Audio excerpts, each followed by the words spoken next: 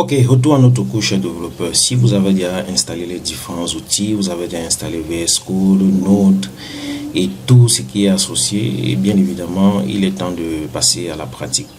Alors, avant de commencer, j'aimerais vous dire que, du moins, j'aimerais vous conseiller de faire aussi un tutoriel vidéo et de le mettre à YouTube. Il est très important pour votre progression en tant que développeur de ne pas seulement être consommateur, il faut être aussi producteur, et c'est la même approche que j'ai à travers cette chaîne YouTube. Alors la première chose que j'aimerais vous dire, c'est que l'une des qualités que vous devez avoir en tant que développeur est de toujours lire et se référer à la documentation de ce que vous voulez utiliser. Alors c'est l'une des erreurs que j'ai faites à mon début. Je ne prenais pas trop attention à la documentation, je me contentais de lire les livres, aller prendre des cours sur Udemy. Et c'est une chose qui est, c'est bien en réalité, de lire les livres, d'acheter des cours, de consommer, mais parfois les livres et les cours ne sont pas à jour.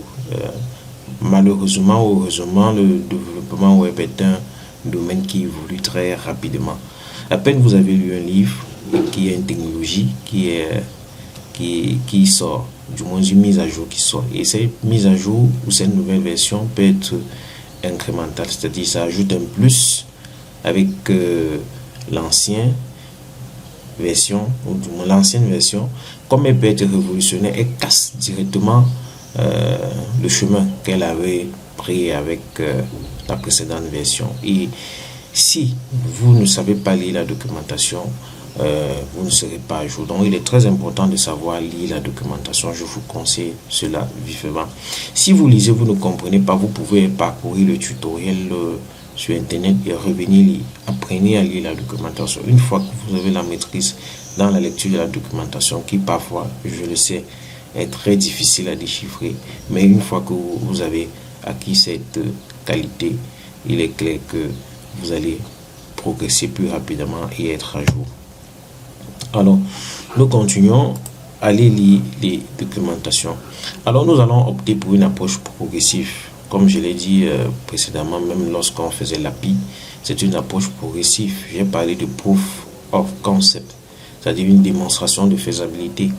Et il ne faudrait pas que vous vous lanciez directement dans la programmation totale du site. Il faut parfois essayer petit à petit pour voir si tout cela fonctionne parfaitement. Alors, nous allons opter pour une approche progressive en commençant d'abord par créer une application web qui présente des données d'annonce de logement qui seront conservées dans une base de données MongoDB et accessibles via une API GraphQL. Alors, ce que nous allons créer se présentera ainsi. Il y aura une annonce avec un titre, annonce Petgaros avec les différentes annonces. Les annonces ont un titre et une adresse. Donc nous allons commencer là, c'est l'image. C'est une illustration que j'ai faite sur Balsamiq. Voilà, Balsamiq, qui est un excellent outil pour faire tous les wireframes, ce qu'on appelle wireframes. Voilà, les premiers, les prototypages et tout. Alors, voilà quelque chose que nous aurons d'abord en premier lieu, avant de monter l'application totale, qui est notre objectif que j'ai présenté. Avant d'arriver à quelque chose de similaire au cours que nous sommes en train de copier entre guillemets. Voilà, avant d'arriver à quelque chose de pareil, nous allons d'abord faire ceci et voir si tout fonctionne bien. Comme ça, on saura si on avance lentement et sûrement. Alors, je passe à la diapositive suivante. Et il y a une chose importante que j'ai, une citation importante du développeur Hugo que j'ai présenté dans une précédente vidéo où j'ai dit, lorsqu'on développe une application, on a deux points sur lesquels on peut partir. On peut partir la structure des données, comme on peut partir l'interface utilisateur. Voilà. Alors, pour ce cours, nous allons plutôt commencer par le back-end. Et pour rappel, je l'ai dit, la structure des données concerne beaucoup plus le back-end Et le front-end concerne beaucoup plus l'interface utilisateur. Au niveau du back-end, nous avons l'API et nous avons la base de données. L'API communique avec la base de données. Je l'ai illustré dans la précédente vidéo avec l'exemple du distributeur automatique de billets. Lorsque vous allez retirer un billet dans un distributeur, le front-end, c'est tout ce que vous voyez, les touches que vous sollicitez, vous tapez. Mais en back-end, ce que vous ne voyez pas, lorsque vous demandez 5 000, 10 000, il y a une instruction qui est envoyée au back-end. Et au niveau de la base de données, il y a votre solde. Alors, tout ce qui se passe en arrière-plan, vous n'avez pas besoin de savoir, de voir ce qui se passe en arrière-plan. C'est une abstraction, comme je l'ai dit. Un bon développeur doit savoir manier les abstractions. Et en fin de compte, vous recevez l'argent et votre solde est mise à jour. Seulement dans ce cours, nous allons faire à la fois le front-end et le back-end. Donc, pour ce cours, je vais bien évidemment commencer par le back-end en montant une API et en montant une base de données pour notre PetCarHouse, notre exemple qui ressemblera bien évidemment à ceci. Voilà. Là, vous avez le front-end qui sont les annonces de logement que vous voyez, et en arrière-plan, il y aura le back-end. Comme je l'ai dit, nous allons commencer par le back-end. Et en premier lieu, nous allons aborder l'API.